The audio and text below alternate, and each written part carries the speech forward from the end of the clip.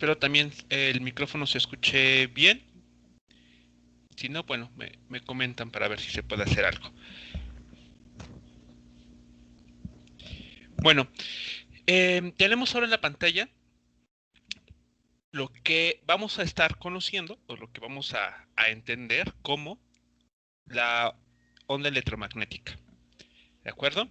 Así que bueno, la clase de ayer mostramos que en ausencia de cargas eléctricas y de densidades de corriente, y solamente teniendo campos eléctricos y magnéticos que dependan del tiempo, estos se van a estar propagando hacia cualquier región del espacio,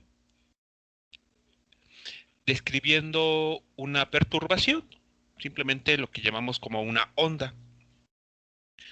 Así que, pues básicamente esa es la imagen que podemos hacernos y que seguramente ustedes ya habrán visto con anterioridad sobre cómo se representa una onda electromagnética. Aquí, en esta figura, la flecha en color naranja que apenas se alcanza a distinguir casi en la esquina superior derecha, está representando la dirección de propagación. Así que esta onda se está propagando o se está moviendo según la dirección dada por este vector en color naranja. Tenemos el campo eléctrico E oscilando, podemos decir en la dirección Y, y el campo magnético oscilando a su vez en la dirección Z. Bueno, en el último video que se presentó en la clase de ayer, vimos lo siguiente. Aquí está. Una partícula cargada, como vemos aquí, va a generar o va a producir un campo magnético, o va a tener asociado un campo magnético que va a estar cambiando en el tiempo. No va a ser constante. Así que ese campo eléctrico que va a estar cambiando el tiempo va a comenzar a perturbar a las partículas que están a su alrededor. La materia está compuesta por estas partículas cargadas. Hablemos precisamente de los electrones, por ejemplo. Así que si tenemos un electrón oscilando, moviéndose, a su alrededor el campo eléctrico va a verse modificado y esta perturbación se va a ir propagando. Y como vemos aquí, tenemos una antena en el cual nos estamos fijando solamente en un electrón que se pone a oscilar, realiza un movimiento armónico simple, vamos a caracterizarlo de esa manera, y hacia afuera de la región en la cual está este electrón, vemos cómo se va propagando una onda. En este caso son los campos el campo eléctrico, el que estaría fluctuando en el tiempo, el que estaría cambiando, y esta perturbación, este campo eléctrico que va cambiando el tiempo, va a ir afectando a otras partículas cargadas. Las va a poner a oscilar y así sucesivamente. Si aquí estamos ejemplificando lo que pasaría al tener una siguiente carga eléctrica en algún punto en el espacio más alejado de esta que está del lado izquierdo. Pero aún y cuando no tuviéramos esta carga eléctrica, este campo eléctrico genera un campo magnético, como vimos, también cambiante en el tiempo, y se va esto retroalimentando a sí mismo. Un campo eléctrico produce uno magnético, el magnético un eléctrico, y así sucesivamente. Así que bueno, en esencia eso es lo que estaría sucediendo cuando hablamos de la generación de ondas electromagnéticas producidas por cargas eléctricas en movimiento.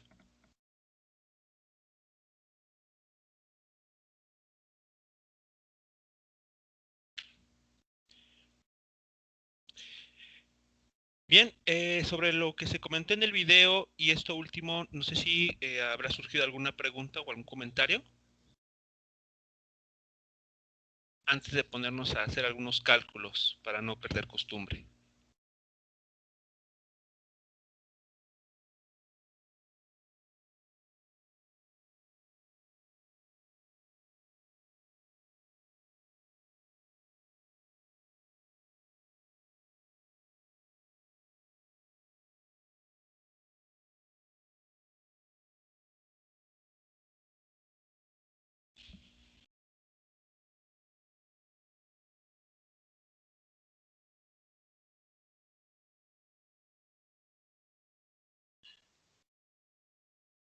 Muy bien, si no hay alguna pregunta, eh, vamos a ver el siguiente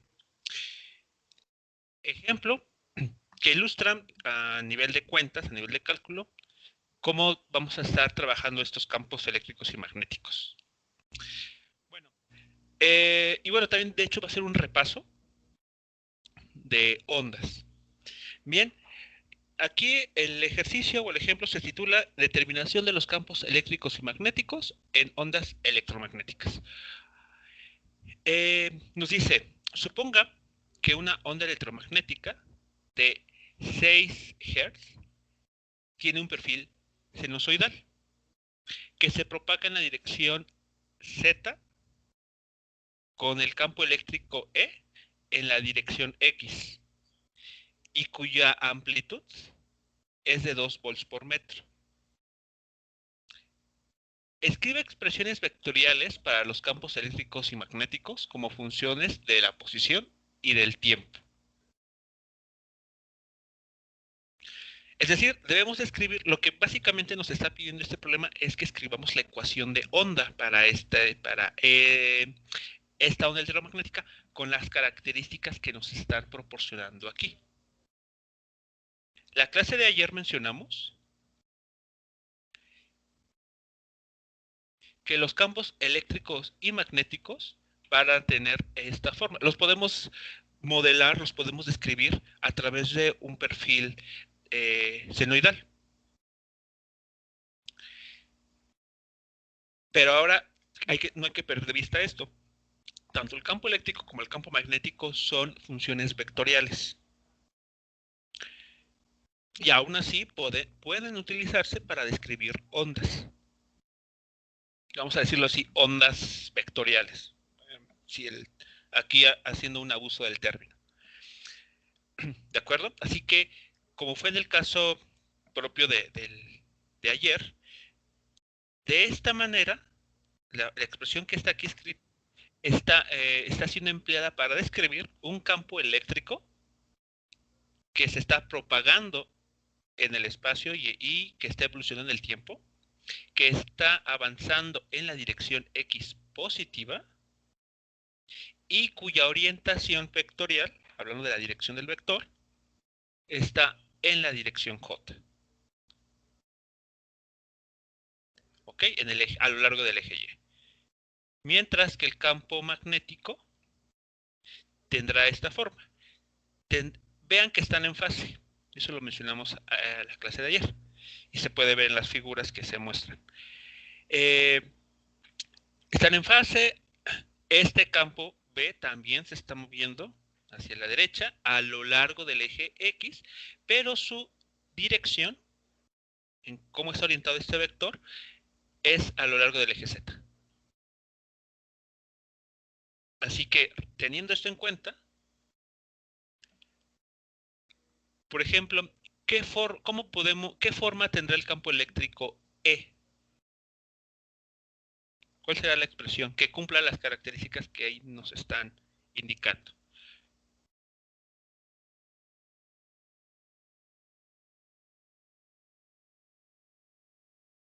Nos dicen que la onda de 60 Hz se propaga en la dirección Z con el campo magnético E en la dirección X.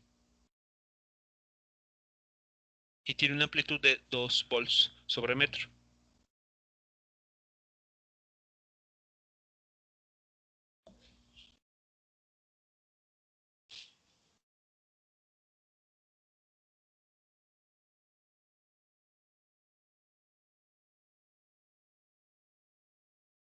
En este caso, el valor de K es igual al de las ondas.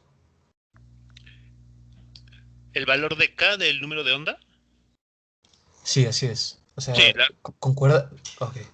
sí, la relación funcional que hemos visto se sigue cumpliendo porque, déjenme pasar hacia atrás, todo lo que vimos se sigue cumpliendo. Exactamente todas las definiciones que vimos se siguen cumpliendo porque estas expresiones, estos campos magnéticos satisfacen la ecuación de onda. Lo único que las hace tal vez distintas es que aquí tenemos una función vectorial. Mientras que cuando vimos esta parte de todo lo de la onda, estuvimos trabajando funciones escalares. Entonces eso es lo único diferente. Así que, bueno, salvo ese detalle, toda la definición sobre la longitud de onda, el valor de K, el número de onda, omega, T, periodo, etcétera, siguen siendo exactamente de la misma naturaleza. La definición es la misma.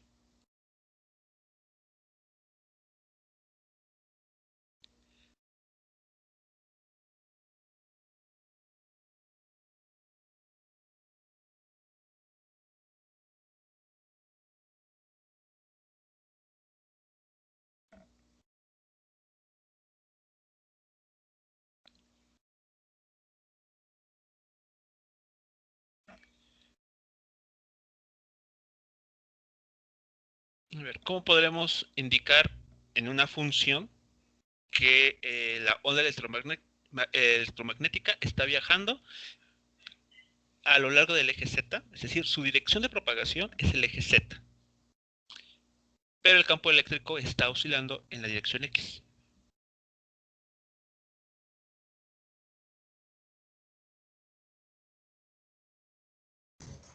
Podríamos utilizar la expresión que vimos ahorita, pero en vez de tener dentro del seno kx tendríamos kz y afuera tendríamos el vector unitario y. Exactamente, así es. Recordemos aquí también en cuestiones de ondas en 3 dimensiones, que este producto escalar, en su momento lo vimos, o lo mencionamos, da la dirección de propagación. Si este vector R es simplemente, por ejemplo, X, Y, el producto escalar de este vector R con el vector K da como resultado simplemente KX. Y eso nos habla de que la dirección de propagación es a lo largo del eje X. En este caso, como la dirección que se busca, o en el que el campo, las ondas electromagnéticas estén oscilando, o se estén propagando, mejor dicho, es la dirección Z. Entonces, este vector R tiene que ser Z en la dirección K. Y eso, pues claro, da como resultado ese KZ. Y el campo eléctrico E, claro, simplemente se va. Como es una función vectorial y la queremos orientar, pues basta con que le coloquemos ahí a un lado el vector unitario y. Entonces, así de forma muy simple. Si omiten el vector y, el vector unitario y, vean que estamos trabajando las funciones de onda como las que habíamos visto con anterioridad. Que si la onda es viajera, que si la onda es estacionaria y demás. Así que por eso mencionaba, la vez lo único que hace distinto este tipo de ondas que estamos trabajando es que ahora estamos trabajando funciones que sí tienen una dirección, funciones vectoriales. Bien, aquí como no nos dicen, a ver, bueno, tal vez sí. Dice se propaga en la dirección Z. Podemos aquí asumir que esta dirección es más Z, ¿de acuerdo? Así que por esa razón tenemos aquí el signo menos. Así que este campo eléctrico va a estarse propagando a lo largo del eje Z positivo. Va a ir, digamos que sea más infinito. Donde necesitamos calcular estos dos factores. El E0, la amplitud, ya nos la dieron, 200 volt por metro. Para poder caracterizar perfectamente esta onda, necesitamos dar el valor de K y el valor de omega. Ahora, el valor de omega lo podemos determinar como 2 pi veces la frecuencia. Ya nos dieron la frecuencia, son 60 Hz. Así que omega, pues es simplemente 337 radianes por segundo. Vean que la definición para omega es exactamente la misma que vimos en su momento, o que ustedes ya conocían. ¿Preguntas hasta aquí con esta parte?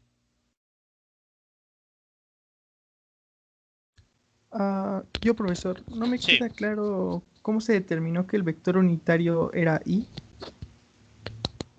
Ok. Aquí la información la tomamos de esta línea. Eh, con el campo eléctrico E en la dirección X. Es decir, tu vector E tiene que estar alineado a lo largo del eje X. Ok, entiendo. Entonces podía perfectamente haber sido en la dirección J, solo que no lo indica el enunciado. A ver, ¿cómo J?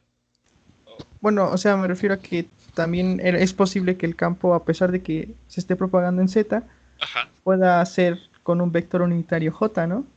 Solo que claro, en este caso el enunciado lo marca así. claro.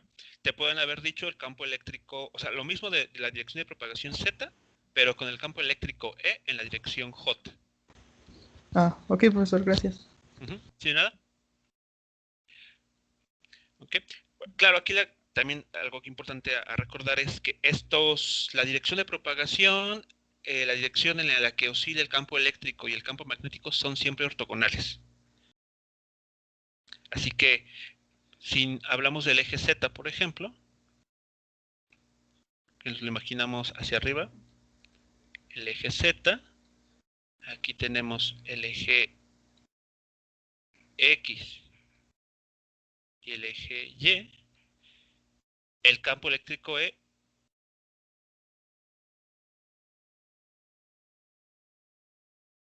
está propagándose de esta manera. Está orientado sobre el eje X, bueno, paralelo al eje X, pero su dirección de propagación es en el eje más Z. Bien, ahora ya conocemos omega, casi de forma inmediata, con el valor de 60 Hz que menciona el problema. Nos falta determinar K.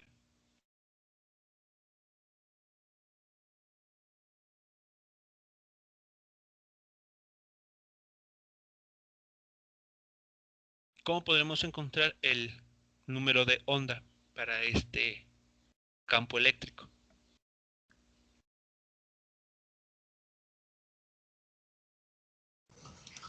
Podemos aprovechar que conocemos que la velocidad de la onda es c, o sea, la Ok, velocidad de la luz, e sí, igualarlo a omega sobre k. omega sobre K. Exactamente, sí. La velocidad de estas ondas electromagnéticas es la velocidad de la luz, que el día de ayer con los datos numéricos de mu0 y de epsilon 0 dio de 2.9 por 10 a la 8 metros por segundo, que pues para fines prácticos vamos a tomarlo como 3 por 10 a la 8 metros por segundo. Digamos, es tan grande ese valor que pues 2.99 a 3 lo vamos a poder admitir, ¿no? No es como esa aproximación de, de G igual a 10 metros sobre de 10 metros por segundo cuadrado, ¿no? Esa sí está bastante fea. Pero para la velocidad de la luz, sí vamos a permitirnos esta aproximación. ¿Ok?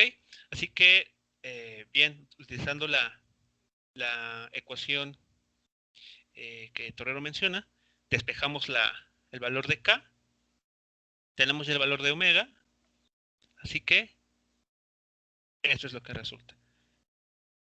Igual si detectan algún error, por favor háganmelo saber para hacer la corrección. Y entonces, para este caso, estamos hablando de una onda que tiene el valor K, el número de onda, igual a 1.26 por 10 a la menos 6 radianes sobre metro. Aquí ya detecté un error. Menos 1 no va.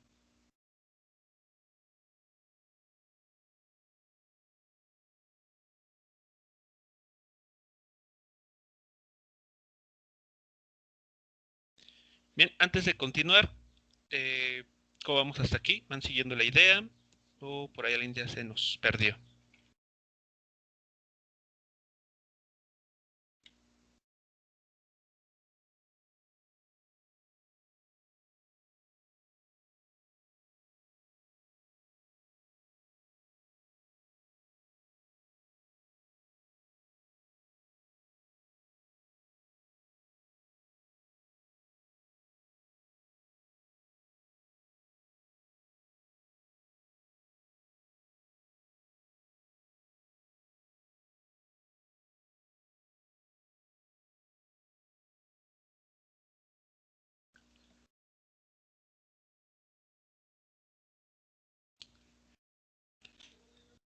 Pues bien, ya tenemos todos los parámetros que estaremos utilizando para definir explícitamente esa función vectorial que describe un campo eléctrico propagándose en la dirección z positiva y orientado en la dirección x. Falta determinar la componente, bueno, la parte magnética de esta onda electromagnética.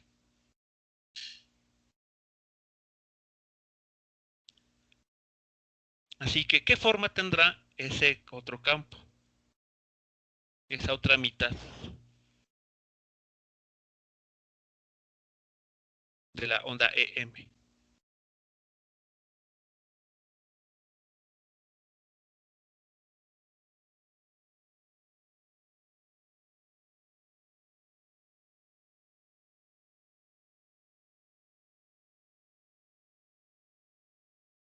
Su dirección será J, ¿verdad? La dirección de qué parte, porque Del aquí campo. tenemos, ok, sí, porque aquí tenemos, digamos, nos están hablando de dos direcciones, ¿no? La dirección de propagación y la dirección en la cual está definido el campo magnético en este caso. Y sí, el campo magnético tiene que estar orientado a lo largo del eje Y, tiene que ser ortogonal al campo E y también a la dirección de propagación.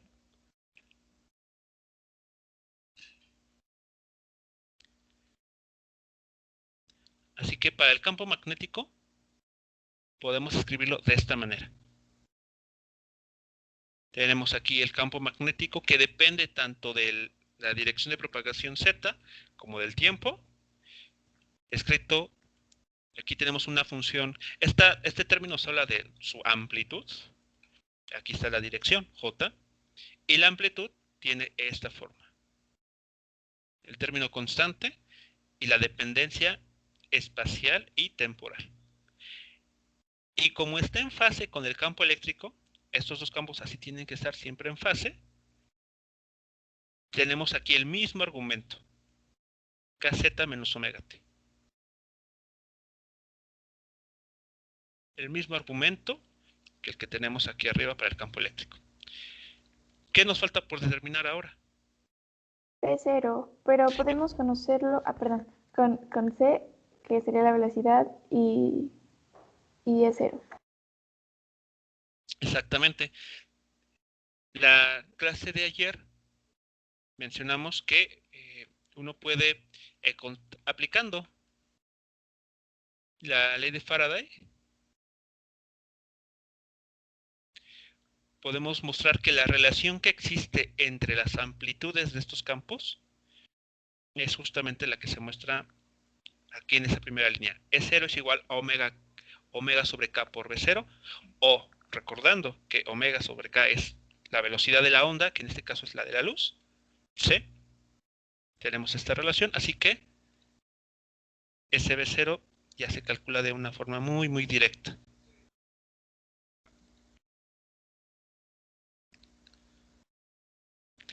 Teníamos el valor de la amplitud del campo eléctrico, 2 volts sobre metro, la velocidad de la luz, 3 por 10 a la 8 metros por segundo.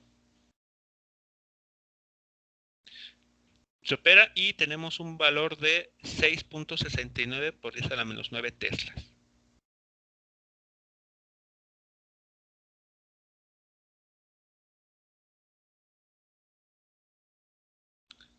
Así que pues nuestros campos que forman esta onda tendrían este aspecto. El campo eléctrico, una amplitud de 2 volt por metro, multiplicado por la dependencia senoidal. Tenemos aquí la constante, el número de onda. Aquí, perdón, otra vez, este menos 1 no va. En la dirección Z. Y una frecuencia angular de 377 radianes por segundo. Y este campo en la dirección X. El campo magnético, también como función de la posición y del tiempo, tiene esta amplitud, tiene este valor de número de onda y este valor de la frecuencia angular.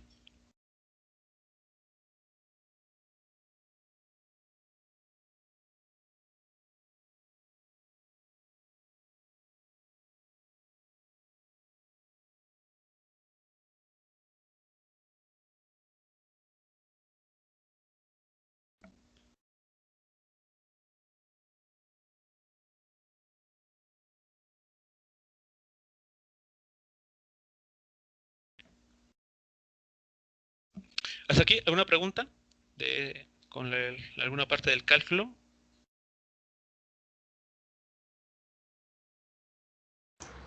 No, está relativamente sencillo. ¿Sí? Ok. Muy bien. Bueno, pues básicamente este ejercicio es para ilustrar cómo tenemos que caracterizar estas ondas, que como ven no es nada de lo que no hayamos visto con anterioridad. Por esa razón, antes de pasar a ver óptica y demás, pues estuvimos viendo lo de ondas, ¿no? El movimiento ondulatorio, para justamente identificar todos estos parámetros. Como mencionó, la única diferencia, yo creo que realmente importante, y que salta inmediatamente a la vista, es que ahora la función de onda no está siendo descrita simplemente por una función escalar, sino ya aquí tenemos funciones vectoriales. Es la única diferencia. Así que bueno, salvo ese detalle, pues realmente uno espera que no existan muchas complicaciones. Bueno, vamos a ver otro ejemplo en el entender de este tipo de nuevas ondas. Y tenemos el siguiente caso. Los láseres de pulsos que se usan en ciencia y medicina producen ráfagas muy breves de energía electromagnética. Si la longitud de onda de la luz láser es de 1062 nanómetros, un láser de neodimio, YAG, y el pulso dura 38 picosegundos, ¿cuántas longitudes de onda se encuentran dentro del pulso del láser? Y también nos preguntan cuán breve necesitaría ser el pulso para contener solo una longitud de onda.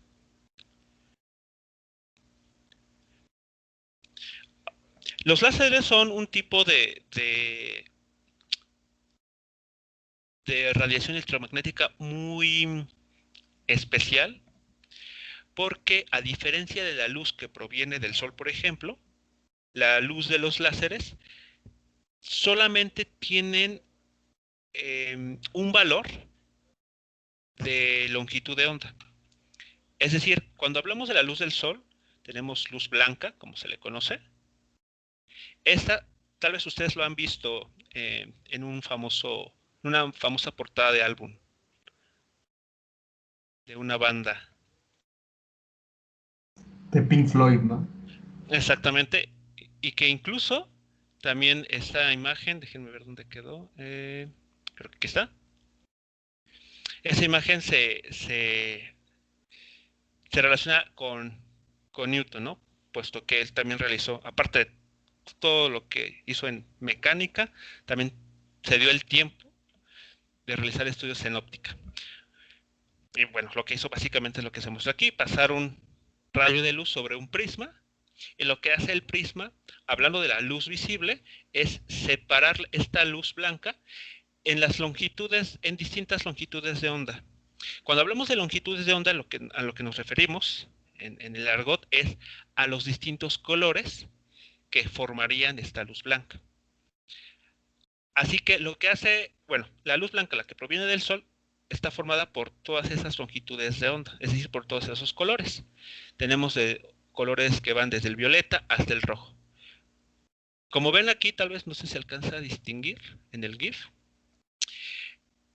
Las ondas de color violeta tienen una longitud de onda más corta, mientras que las longitudes de onda del color rojo son un poco más grandes. Así que la luz blanca está formada por ondas electromagnéticas con diferentes longitudes de onda. Lo que llamamos láseres, la luz láser, simplemente tiene una longitud de onda. O bien puede ser roja, o bien puede ser azul, o bien puede ser verde, pero siempre de una sola longitud. Por eso es el color característico que puede tener el láser.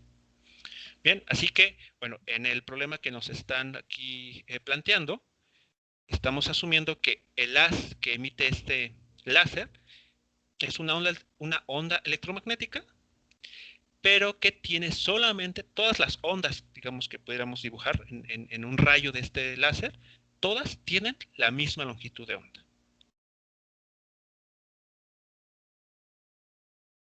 Bien, así que, bueno, entendido de esta parte, vamos a regresarnos a la pizarra.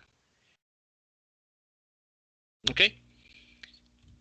Así, por esta razón, aquí nos hablan solamente de un valor. 1062 nanómetros. Este es un láser con esa longitud de onda.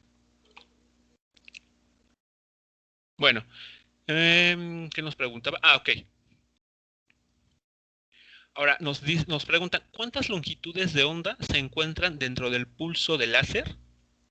Si sabemos que este dura 38 picosegundos.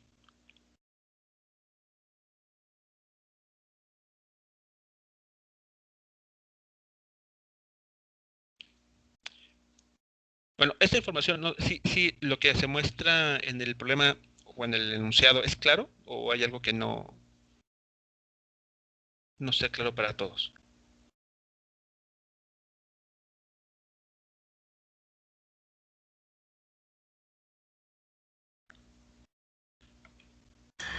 Bueno, tomando lo que mencionaba de que cada longitud de onda es un color, entonces queremos saber de cuántos colores está compuesto este láser.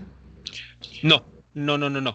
Lo que está diciéndonos es, bueno, a ver, la idea es, piensen en esto como el video que les mandé del control remoto, donde se ve la luz infrarroja, y piénsenlo como si fuese la luz láser, ¿no? Ahora, aquí nos dice que cada pulso dura 38 picosegundos. Retomando este video, cada destello que se muestra en el video representa, pensémoslo así, un pulso. ¿De acuerdo? Claro, en el video, si tomamos en cuenta el tiempo, cada vez que aparecía ese destello en el video de la luz infrarroja, no hablamos del orden de segundos ahí. Pero bueno, en el caso de este láser, cada destello, si pudiéramos observarlos, duraría simplemente 38 picosegundos. Así que cuando este láser bueno, voy a utilizar aquí otro color. Aquí tenemos la punta del láser. Cada vez que da un destello, emite luz. Y esta onda electromagnética tiene una longitud de onda característica de 1062 nanómetros. Durante ese pulso de 38 picosegundos nos preguntan cuántas longitudes de onda se encuentran dentro del pulso láser. Esto que está aquí mostrado es una longitud de onda. Dos longitudes de onda serían pues la suma de estos dos valores. 3 longitudes de onda sucesivamente. Así que cada pulso no sería muy poco probable que emitiera solamente una longitud de onda, es decir, una sección de este tamaño.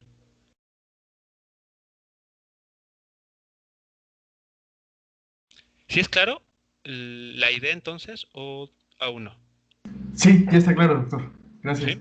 Ok, bien.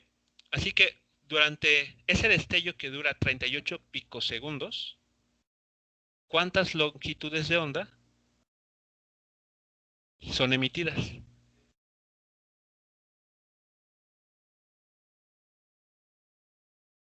¿Cómo podríamos estimar ese valor?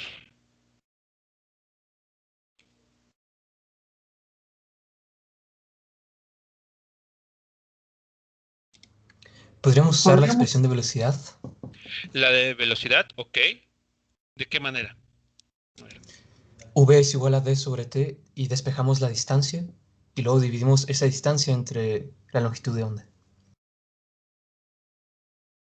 A ver, B es igual a... A ver, otra vez. V será igual a distancia sobre tiempo y despejamos la distancia. Distancia sobre... Ajá, ok. Y entonces después dividimos la distancia entre la longitud de onda.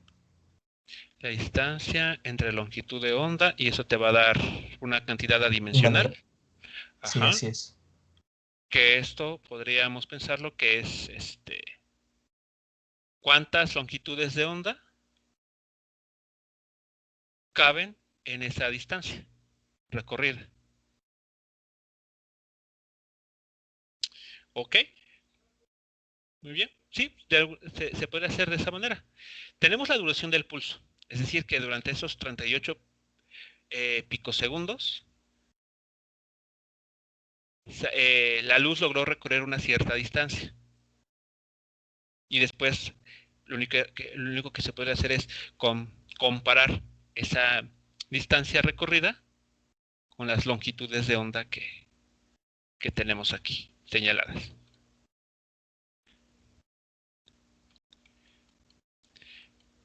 Bueno, a ver, vamos a hacerlo de esta manera. Inténtenlo de este modo. A ver, vamos a ver cuánto da. Que bueno, también esto es equivalente. Pero simplemente para pues tener más de una forma de solucionar los problemas, ¿no? A ver, por ejemplo, siguiendo este procedimiento, ¿cuánto nos da?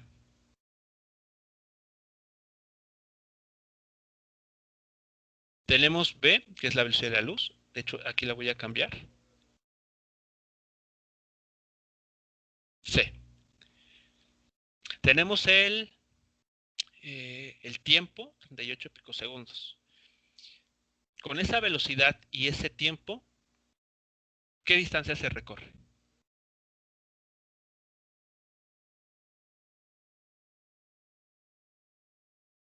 Digamos, ¿cuánto logró avanzar esa onda electromagnética desde que sale del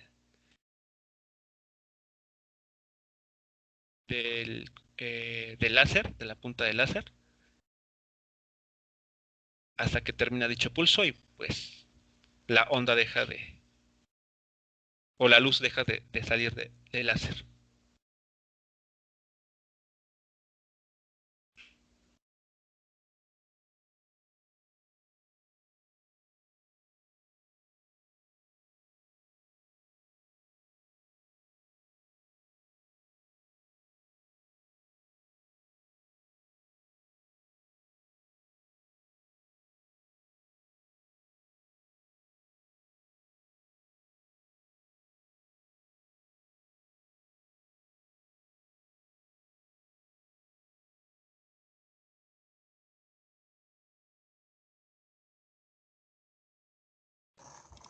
A mí me da 0.011 metros. Ok, una distancia de 0.11 metros. 0.011 metros. Ah, ok, 0.011 metros. 0.011 metros, ok, esa es la distancia que se logra avanzar. Y en esa distancia, ¿cuántas longitudes de onda aproximadamente se estarían albergando?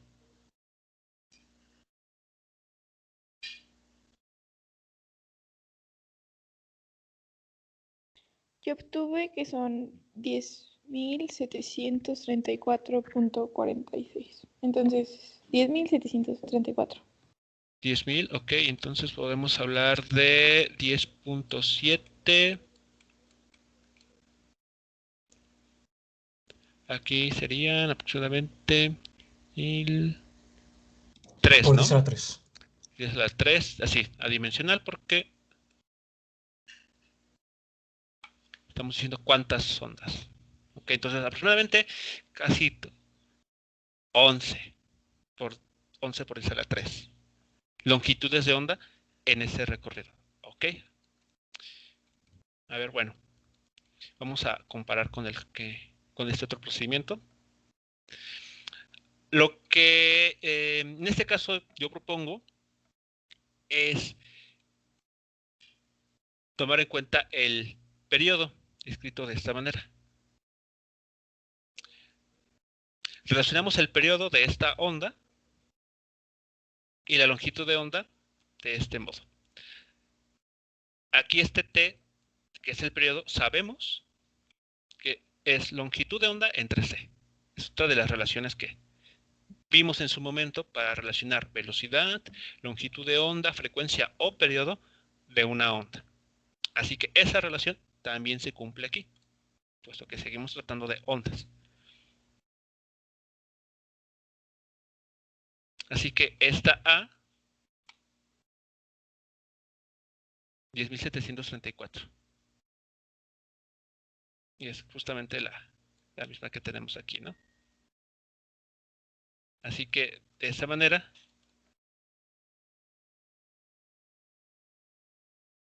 tenemos ya cuántas ondas deberíamos de estar metiendo aquí. 10.734. Así que, bueno, tenemos ya dos formas de poder analizar el problema. Si lo quieren hacer directamente trabajando la longitud de onda o trabajándolo con el periodo.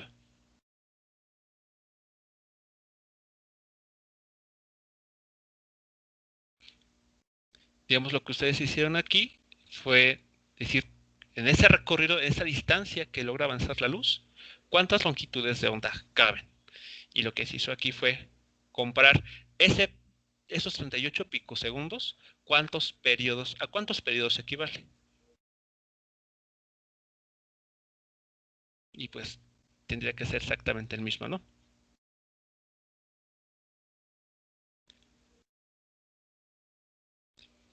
Y bueno, la siguiente pregunta, ¿cuán breve necesitaría ser el pulso para contener una sola longitud de onda? Es decir, ¿cuánto tendría que durar ese destello para que de esa punta de láser solamente tengamos una longitud de onda?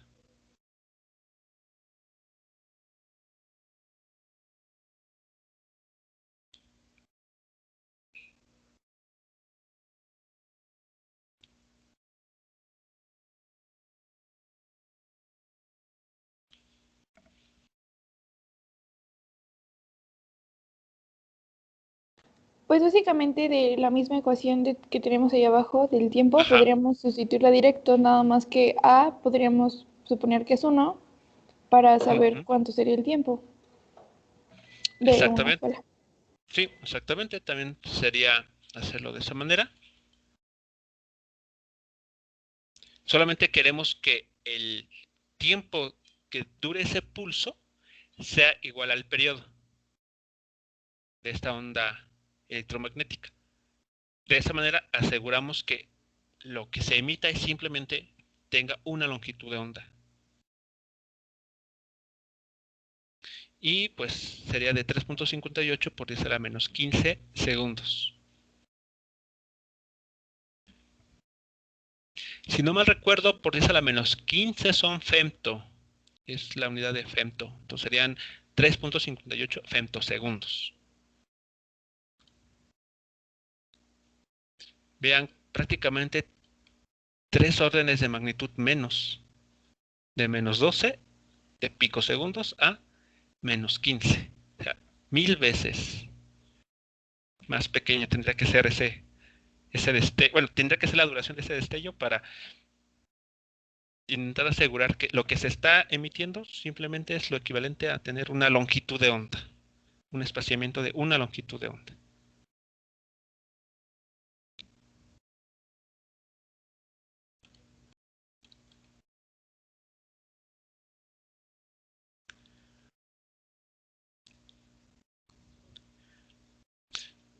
¿Comentarios, dudas sobre este problema?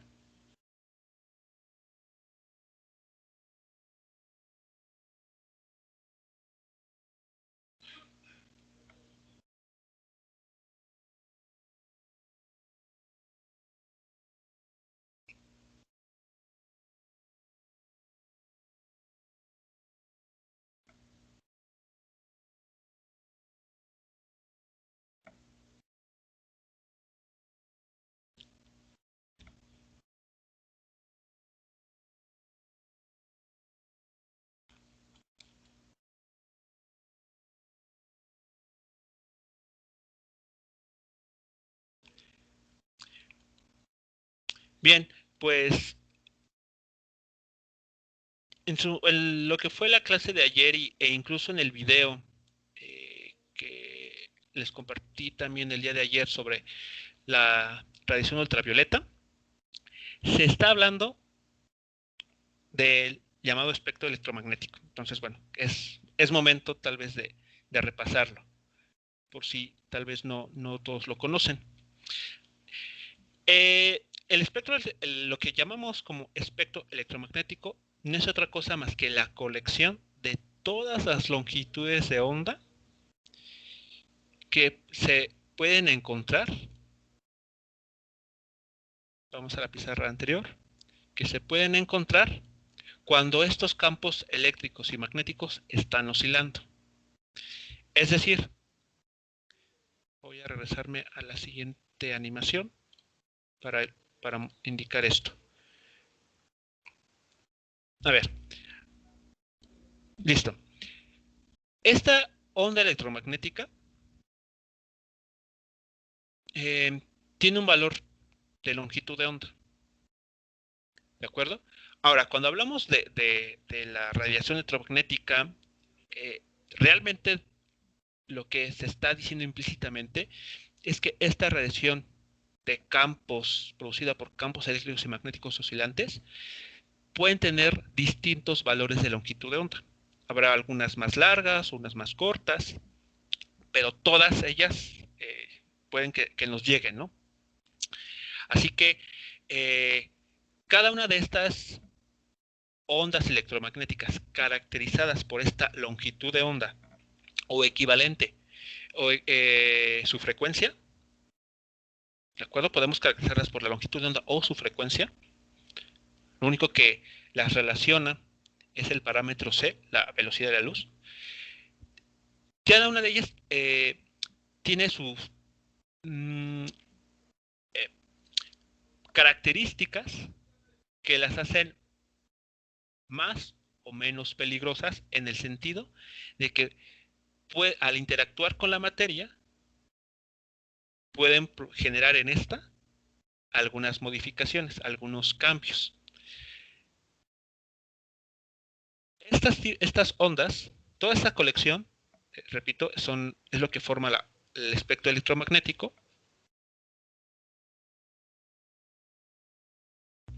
Y es lo que se está mostrando aquí. El espectro electromagnético está formado por, si lo vemos desde el punto de vista de las frecuencias, Hertz, por ondas electromagnéticas, tanto de baja como de alta frecuencia.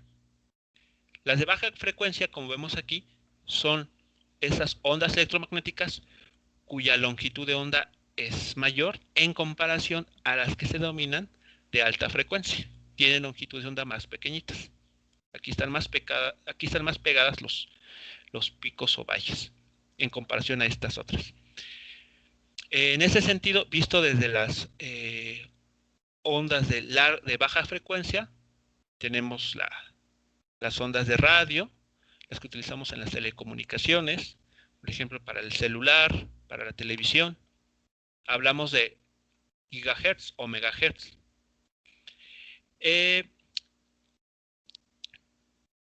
Mientras que las de alta frecuencia, tenemos rayos gamma, los rayos que provienen del espacio exterior, los rayos X, la radiación ultravioleta es considerada muy energética, es decir, de alta frecuencia.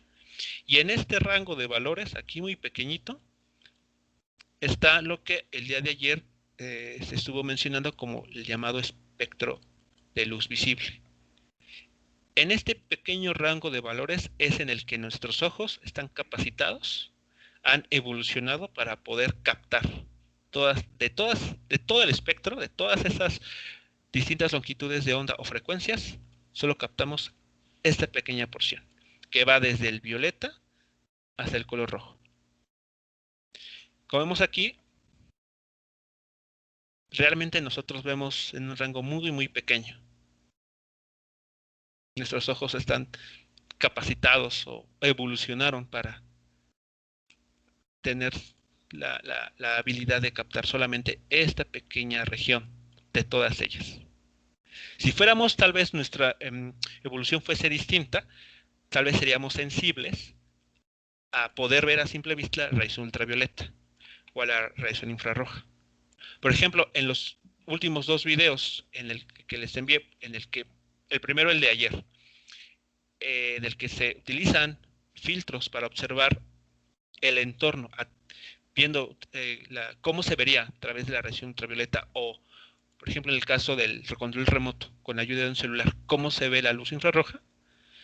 Si pudiéramos si nuestros ojos, así, sin ayuda de nada, pudieran ser sensibles a ese tipo de radiación o ese tipo de longitudes de onda, pues realmente veríamos la vida de manera distinta. En el sentido también de estas longitudes de onda de alta o baja frecuencia, también podemos caracterizarlas por qué tan energéticas son. Las de alta frecuencia son lo que se conoce como radiación ionizante, y las de baja frecuencia, radiación no ionizante. No estoy seguro si ustedes llevan algún curso como de química, en el que ven reacciones químicas, qué es un ion. No, lo más cercano que llevamos a química es estructura y propiedades de los materiales. Ok, Pero, lo más pero no cercano. vemos tanto compuestos. Ok, bueno, ¿tiene la idea de qué es un ion?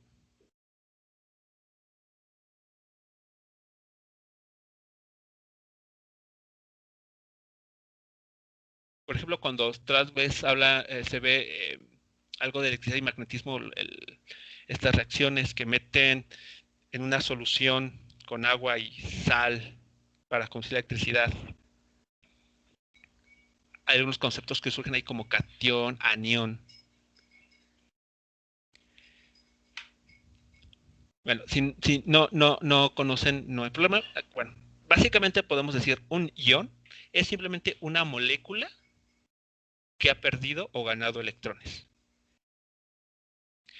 Y si una molécula ha ganado o perdido electrones, eso ya nos habla de que esa molécula tiene una carga, ya sea positiva o negativa.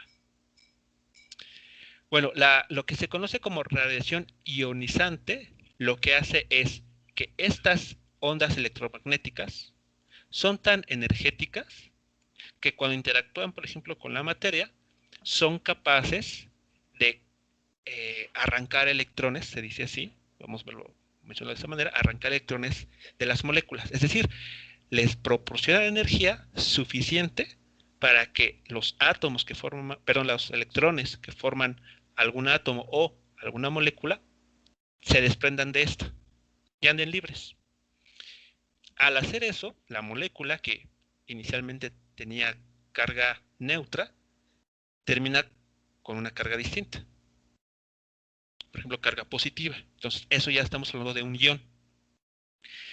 ese tipo y al tener cargas, bueno, o moléculas en ese caso cargadas, pues ya empieza a haber interacción con las otras partículas cargadas.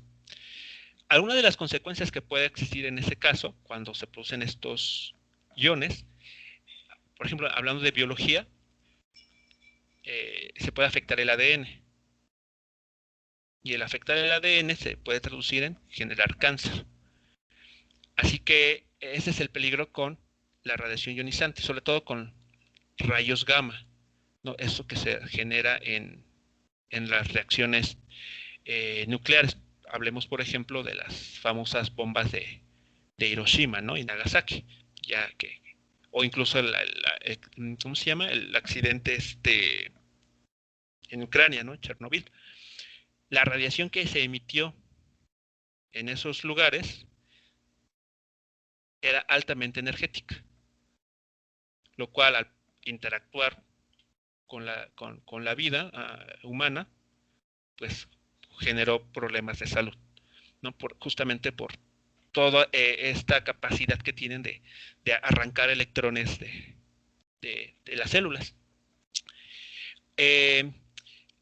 Aquí también tenemos como ejemplo los rayos X. Pero claro, por ejemplo, cuando uno va al médico a tomarse radiografías y se emplean rayos X, realmente la radiación que se está absorbiendo, con la que se está interactuando durante la toma de la placa, no representa riesgo. Lo riesgoso sería que de manera habitual estuviéramos en contacto constante con ese tipo de rayos X. Ahí sí representaría un gran riesgo.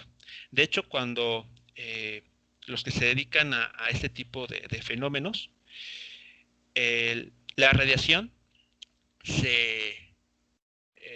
¿cómo decirlo? Hay dos parámetros que se toman en cuenta para prevenir riesgos en cuestión de qué tan uno está expuesto a la radiación. Uno es la cantidad de radiación y la otra es el tiempo que dura dicha interacción. Porque puede suceder, por ejemplo, como lo que sucedió en estas Chernobyl o con las bombas atómicas, es que por un lapso de tiempo muy pequeño se interactuó con mucha con radiación altamente energética. Lo que está sucediendo cuando vamos al médico a tomarnos placas con rayos X es tenemos un poco tiempo, estamos un tiempo muy pequeño interactuando con radiación altamente energética. Así que eso no representa, en ese sentido representa poco riesgo, porque interactuamos con esta radiación lo que dura la exploración nada más. Si estuviéramos constantemente yendo diario, y además no solamente diario, sino la duración fuese más prolongada, hablemos tal vez de horas, ahí sí entonces estaremos en problemas. Así que bueno, en este sentido, pues los rayos X siempre, como todo, bajo pues, nada con exceso, son benéficos porque pues nos permiten, ¿no?, observar en cuestiones médicas si tenemos alguna fractura, si hay algún problema con la estructura ósea. En el otro lado tenemos la radiación no ionizante, es decir, son ondas electromagnéticas que tienen poca energía y que por lo tal pues no representan siquiera riesgo para nuestra salud. Y justamente dentro de estas pues está las ondas para las telecomunicaciones. Y hablando, por ejemplo, de lo que hubo en el último año, creo que fue, o un poco más, lo del famoso 5G, pues es un tipo de radiación o de onda electromagnética no ionizante. Así que si en algún lugar se pone una antena que emita que emita ondas electromagnéticas de frecuencias de 5G, pues realmente no tiene la energía suficiente como para, al interactuar con la materia, arrancar electrones y producir daños a la salud. Así que, pues en ese sentido, no hay riesgo, no hay nada de qué preocuparse en este tipo de radiación.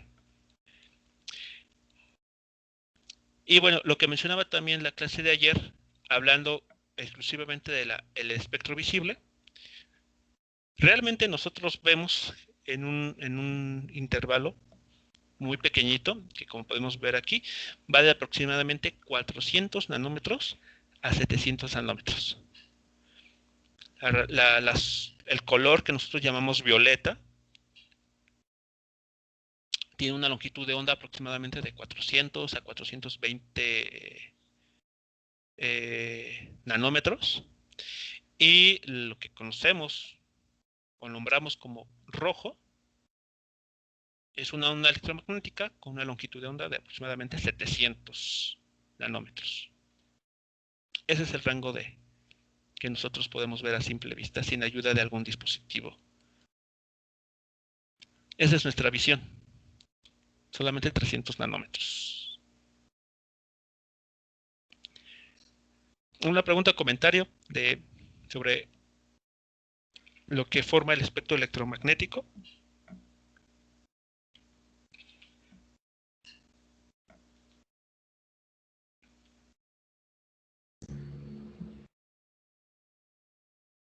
Yo tengo una duda. Sí. Igual, bueno, con todos estos ejemplos que ponía de las antenas de telefonía y todo eso, también hay como rumores o mitos, no sé cómo llamarles, sobre las torres eléctricas, las que llevan los cables de distribución de la red. Sí. Y también la gente suele decir que estas torres causan daño por la radiación que emiten. Esto es cierto porque realmente solamente llevan carga eléctrica. Pues realmente no hay ningún riesgo, porque las longitudes, bueno, la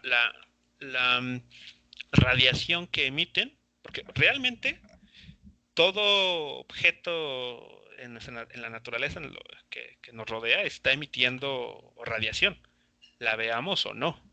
De hecho, nosotros, por tener temperatura corporal, estamos emitiendo luz infrarroja y no la estamos viendo. Entonces, bueno, en ese sentido, también somos emisores de radiación. Y hablando de la red eléctrica, también está emitiendo radiación a su alrededor. Realmente no entra en esta gama de radiación ionizante. O sea, no es energética. Ok, gracias, doctor. Tiene poca energía, así que no importa cuánto tiempo podamos estar ahí interactuando con ella, el efecto que va a tener sobre nuestro cuerpo pues realmente no es como para correr riesgo y salir todos corriendo y preocuparnos. Realmente no. Donde sí hay que preocuparnos es cuando hablemos o cuando tengamos una fuente de radiación, por ejemplo, de rayos gamma, o cuyas longitudes de onda o frecuencias pues caigan en esta parte. Aquí es donde sí debemos de tener cuidado y precaución. Por ejemplo, a veces que se escuchan las noticias que una fuente o un material radioactivo se perdió o se robaron, bueno, ahí sí es donde hay que poner los focos rojos, ¿no? Porque ese tipo de fuentes, si se liberan, sí podrían generar daños reales a la salud, porque la radiación que se está emitiendo es altamente energética y bueno, pues lo que he comentado, ¿no? Esa radiación, al interactuar con la materia, puede generar cambios a nivel celular, y eso sí es problemático. Bueno, tengo entendido que ustedes van a llevar un curso de teoría electromagnética, así que no estoy muy seguro qué temas vienen ahí o qué temas van a revisar. De lo que sí estoy seguro es que van a ver ya la radiación con la interacción de radiación con materia. Así que ahí sí es donde pueden sacar provecho a estas ideas de ver qué está pasando cuando una onda electromagnética, llámese rayos X, luz visible o infrarroja o microondas, etcétera, interactúa con la materia y ver los efectos a nivel energético que se pueden producir. Vale, gracias. Ok, bien.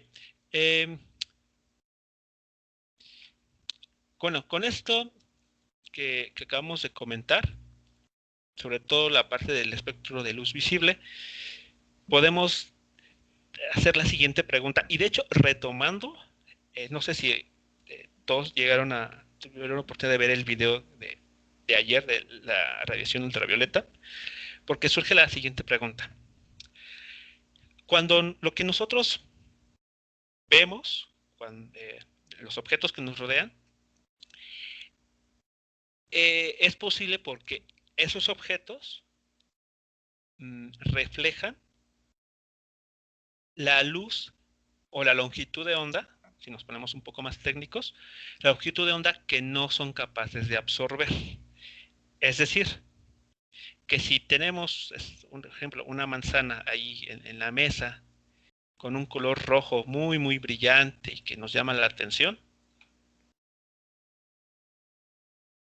bueno, para eso es más un tomate, eso es porque cuando llega la luz blanca, la proveniente del sol, la que está formada por todas las longitudes de onda, absorbe todas las longitudes de onda, azules, violetas, verdes, amarillas, naranjas, Menos la roja. menos la roja. Y esa es la que llega a nosotros. Así que esta manzana roja muy llamativa, la vemos de ese color porque es la longitud de onda que no absorbió y que nos está emitiendo hacia nuestros ojos. Entonces la pregunta, y sobre todo con el video de ayer, es ¿realmente cómo son las cosas? ¿Realmente de qué color son los objetos que nos rodean?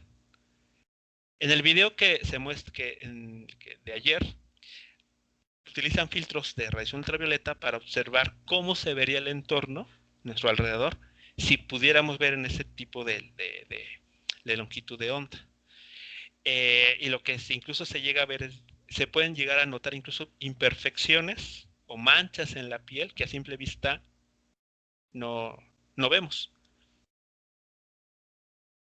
Así que, pues, realmente, ¿cómo será nuestro mundo?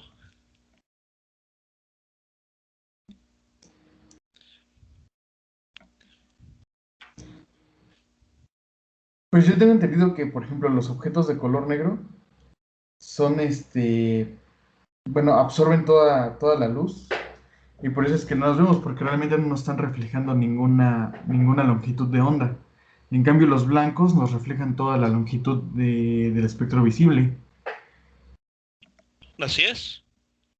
Cuando, por ejemplo, aquí en la pantalla que está en negro, esta parte negro es negra porque no está emitiendo, no está radiando hacia nuestros ojos ninguna longitud de onda. Por eso la vemos negra, o decimos, o ya hemos asociado en la vida cotidiana a decir, es de color negro. Esta parte, por ejemplo, en esta imagen, muy clara, decimos que es blanco, o lo manejamos así, blanco, y lo que está haciendo esta imagen, esta figura es en esta sección, reflejando todos los colores del espectro visible. Así es. Todas las longitudes de onda que van desde los 400 hasta los 700 nanómetros. Y eso le llamamos luz blanca.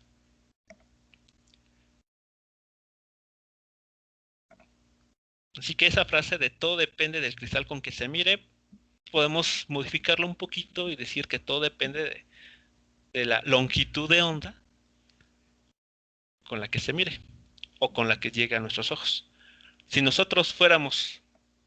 nuestra visión fuese más sensible a otras longitudes de onda, UV o infrarrojos, definitivamente nuestro mundo sería, lo que veríamos será totalmente distinto.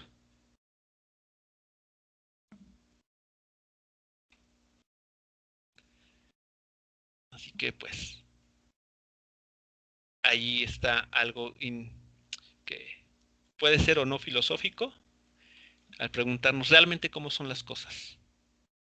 Estamos muy limitados. Realmente del todo el espectro electromagnético estamos muy muy limitados. Sobre todo aquí se ve, por ejemplo, vean. Esta pequeña sección es lo que nuestros ojos están capacitados para procesar y para distinguir y llamar colores. ¿Cómo sería nuestro entender del mundo si pudiéramos ver en otras frecuencias o en otras longitudes de onda? Pues no sé, tal vez la tecnología más adelante pudiera ayudarnos a ver en esas longitudes de onda. Bueno, otra pregunta que también se puede resolver o se puede contestar con ayuda de esta idea del espectro visible es ¿por qué el cielo es de color azul? Bueno, durante el día, porque en la noche realmente podemos incluso saber la luna.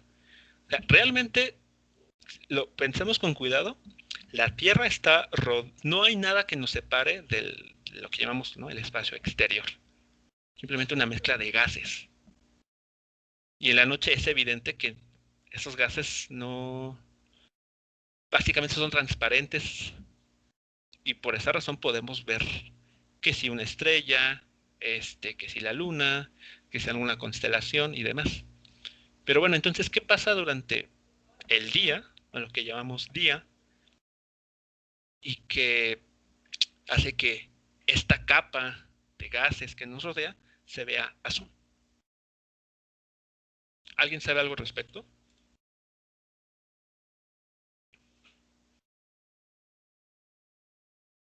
¿Se habían hecho esa pregunta? Tal vez la habían googleado, no sé, algo así. ¿Por qué el cielo es azul? ¿Y por qué los atardeceres o amaneceres son un poco más naranjas, amarillos o hasta rojos? Bueno, es que eso es por la luz que emana del sol. Al entrar en la atmósfera provoca ese color en el cielo, pero no recuerdo por qué, pero tiene que ver con la dispersión y la difusión de la luz. Exactamente, es con el fenómeno conocido como dispersión. A ver, lo que está sucediendo, ¿dónde quedó? Aquí está. Es algo como esto que está aquí mostrado. Cuando uno utiliza, por ejemplo, un prisma, o incluso esto lo podemos hacer con un disco de estos, un disco compacto. Pueden ver que en el disco compacto se puede ver como los colores del arco iris. Y si hablamos, por ejemplo, de un prisma, pues es igualmente notorio. Por un lado del prisma incide luz blanca proveniente del sol. Y del otro lado, si lo reflejamos esto, lo proyectamos a una pared, por ejemplo, a una superficie clara, podemos ver estos rangos, ¿no?, de colores que como tal forman el espectro visible y que también podemos observar en el arco iris. Bueno, a este fenómeno en el que la luz blanca se separa en las distintas longitudes de onda que lo forman se conoce como dispersión. Y los prismas son un buen instrumento para observar este fenómeno. Bueno, lo que sucede a nivel de la atmósfera es similar a justamente esto. Déjenme mostrarles una siguiente imagen.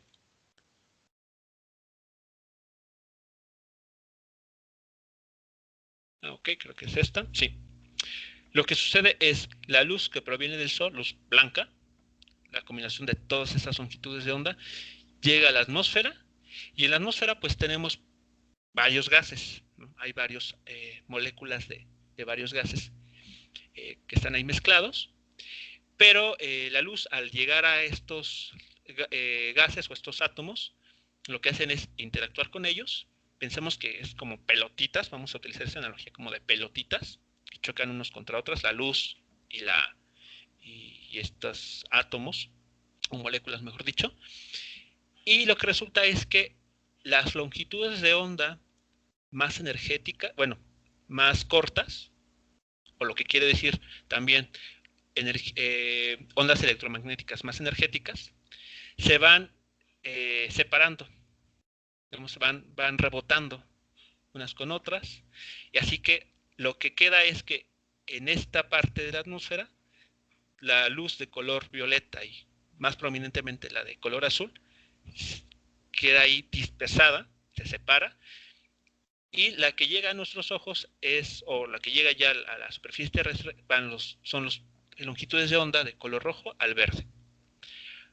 Así que por esa razón se ve el cielo se ve de color azul, porque es las ondas con esa longitud de onda que han sido dispersadas, han chocado ahí con todas esas moléculas de esos gases y hacen que toda esa radiación se vea en el cielo, y es lo que le da el tono azulado. Por su parte, en el atardecer tenemos el mismo fenómeno de dispersión, de separación de la luz blanca en todas las longitudes de onda que la forman, pero ahora lo que tenemos es que la luz tiene que recorrer una mayor distancia para llegar a nuestros ojos, y durante ese proceso de recorrido, lo que ahora se llega a dispersar son los tonos rojos. Y esto es un fenómeno que sucede tanto al atardecer como en el amanecer. Así que esa dispersión que está ocurriendo ahora, digamos la luz, la separación de las longitudes de onda, en el atardecer afecta más ahora a las longitudes de onda más largas, los tonos rojizos, y mientras que en el mediodía, o digamos gran parte de lo que llamamos día, lo que se está afectando, o la dispersión prominentemente, ocurre para las longitudes de onda más cortas, es decir, los tonos azules o violetas.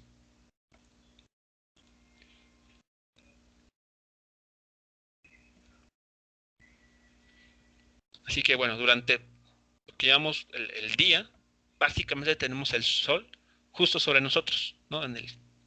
Casi en el cenit, ¿no? Directamente perpendicular hacia nosotros.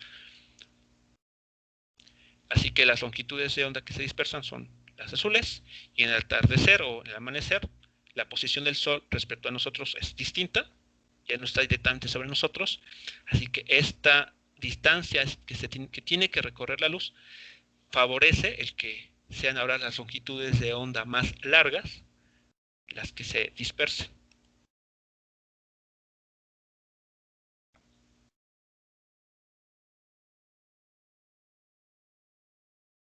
De hecho, en el video también se muestra con ¿cómo se llama? Filtro de rayos UV, cómo se vería el cielo con estos filtros, y como la luz la violeta se está dispersando, pues veríamos como en ese tono. Veríamos el cielo como con un tono más violeta y menos azul.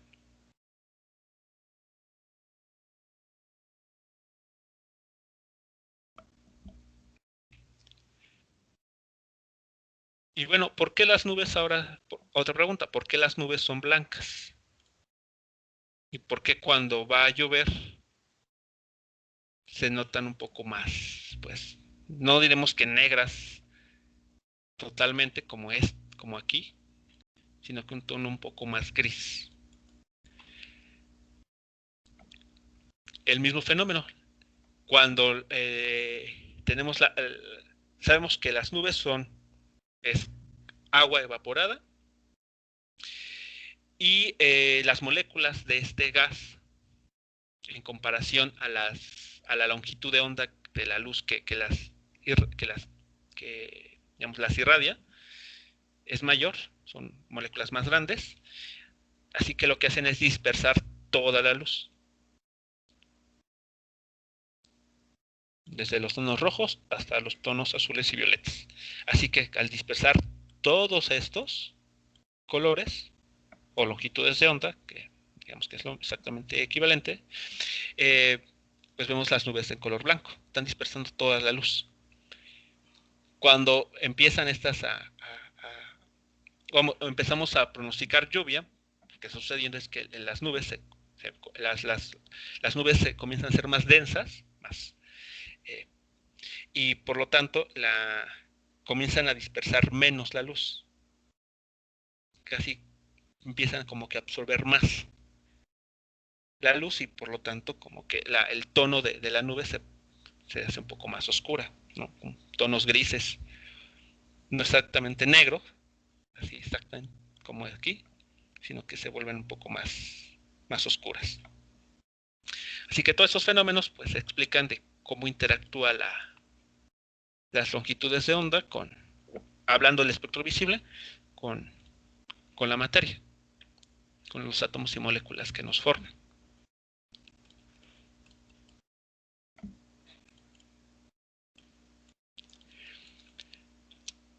Bien, para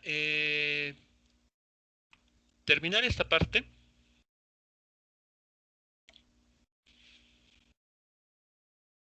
vamos a mencionar lo siguiente y la retomaremos la siguiente sesión. En la clase de ayer, déjenme ver. No, mejor antes. Se me está olvidando. A ver, eso mejor lo reservamos para la clase siguiente. Se me olvidaba.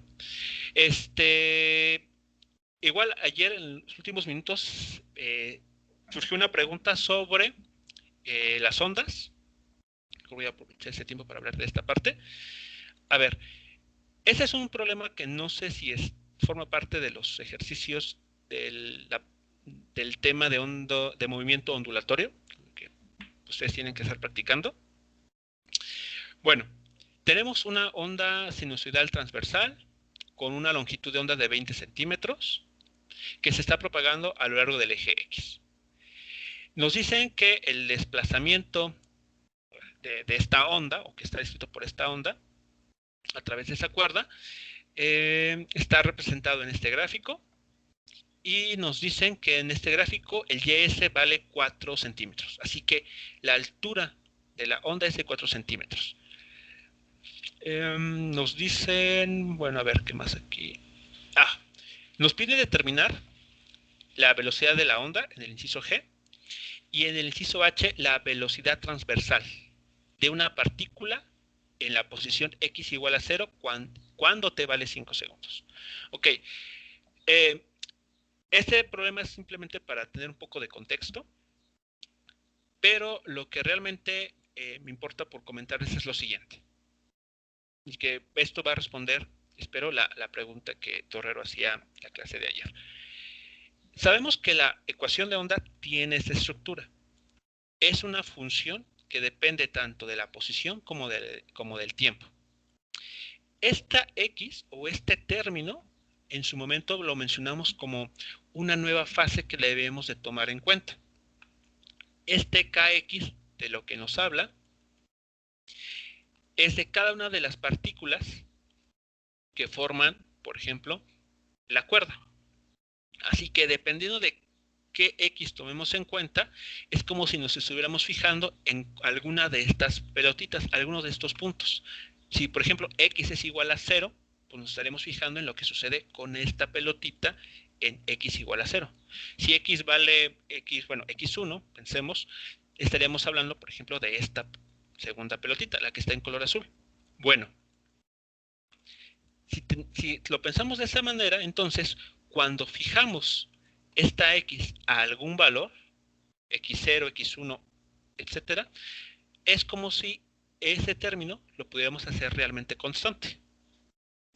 Queda fijo, ya no va a cambiar. Así que esta X0 va a formar una nueva fase que podemos sumar con esta otra y la vamos a llamar phi'. Si hacemos eso, vean la dependencia de esta función. Va a depender ahora solamente del tiempo. ¿Y esta estructura a qué nos recuerda?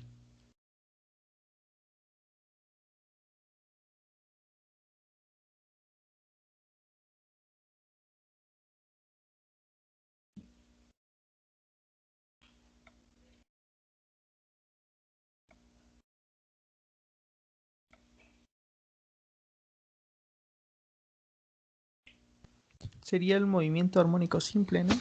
Exactamente, el movimiento armónico simple, tal cual. Y eso es porque nos estamos fijando en en el eje de propagación de la onda nos estamos fijando en un punto en concreto. Y al hacer esa evaluación, al fijar este término, repito, es simplemente dentro de la función senoidal tener una nueva fase. Ahora, si derivamos esto respecto al tiempo, pero como una derivada exacta, porque aquí ya no hay dependencia de la posición. Realmente ya no está la posición aquí. Así que podemos derivar esto respecto al tiempo ya no como una derivada parcial. Y si seguimos esta cadena de ecuaciones, podemos ver que este A omega corresponde a la velocidad máxima con la que se estaría moviendo o estaría, mejor dicho, oscilando ese punto en el cual nos estamos fijando, en ese x0.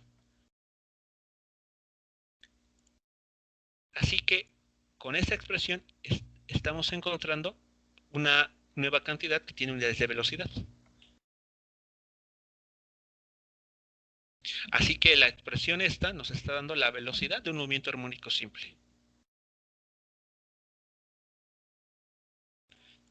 Es decir, que a nivel de este gráfico, estamos conociendo con qué velocidad se está moviendo, está oscilando este puntito hacia arriba o hacia abajo, respecto a su posición de equilibrio. Y como ese movimiento es ortogonal a la dirección de propagación, por esa razón es que a esta velocidad en la literatura se le puede conocer como la velocidad transversal.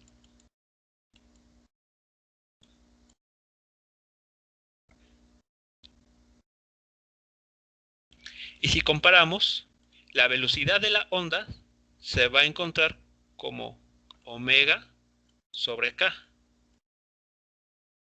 mientras que la velocidad de oscilación transversal se va a encontrar como a por omega. Así que estas dos velocidades no necesariamente tienen que ser iguales.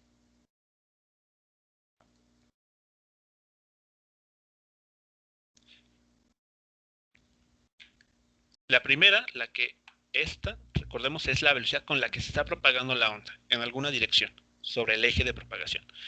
Y esta v más que estamos encontrando aquí, o que estamos reencontrando, porque ya la habíamos visto en su momento, es la velocidad en el eje transversal a la cual está oscilando el punto, o lo que sea que esté en la posición x0.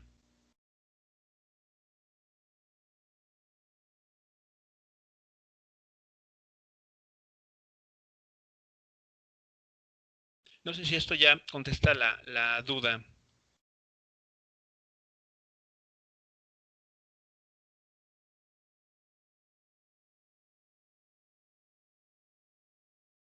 La duda que se tenía.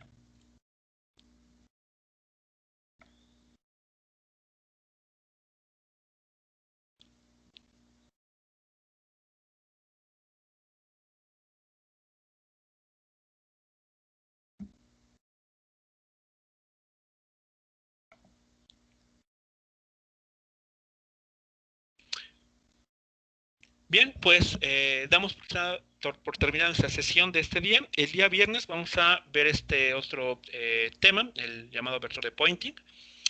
Y ya prácticamente estaremos terminando de ver todo lo que tiene que relacionarse con ondas electromagnéticas y ya pasaríamos a ver, ahora sí, óptica al 100%.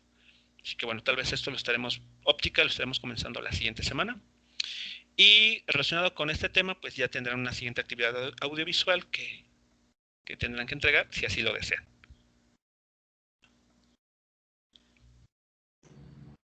Doctor, una pregunta. Sí. Respecto a la siguiente evaluación, va a venir desde ondas hasta óptica, ¿verdad?